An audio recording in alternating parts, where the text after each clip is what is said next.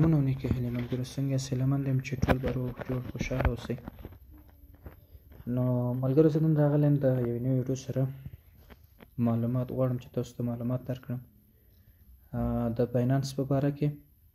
زیاترو ملګرو راڅخه غوښتنه وکړه چې باینانس څنګه سیستم دی او څنګه کولی شو د کې کار وکړو. نو زه به تاسو ته لنډ معلومات درکړم. ویډیو رانه لویږي.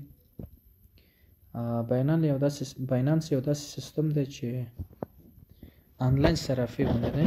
دلته پیسې جمع کوئ او دې کې به ټریډینګ کوئ. نو ټریډینګ ډېر ډولونه لري، ډېر قسمتونه لري. نو کوشش وکړئ همدغه ټریډینګ په باره معلومات حاصل کړئ، معلومات جمع کړئ. که چېرته غواړئ کار وکړئ لومړی معلومات حاصلول ښه دي. د معلوماتو په مطابق مخته ورځئ. که چېرته معلومات نه لرئ او د مخې کار پرې شروع کړئ نو امکان لري چې تاسو له تاوان سره مخ شئ. زیاتره کرنسیانې دي. نو که چېرته زه به تاسو ته یو لنډ مثال درکړم. که چېرته تاسو بیټ کوین واخلئ، اوس د بیټ کوین قیمت نه زه نه یم خبر، نه مې دی کتلی. که 1,00,000 کې شاید راوغورځېږي 90,000 ته راشي یا 80,000 ته راشي.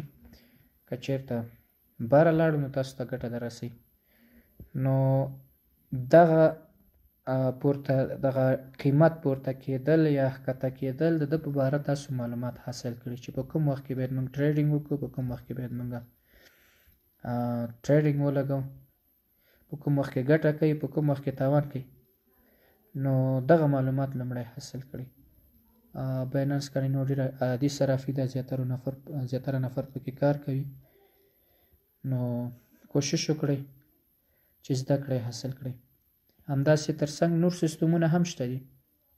که غواړئ ټیک ټاک اکاونټونه جوړ کړئ، ټیک ټاک اکاونټ به هم درته وښیم چې څنګه جوړیږي.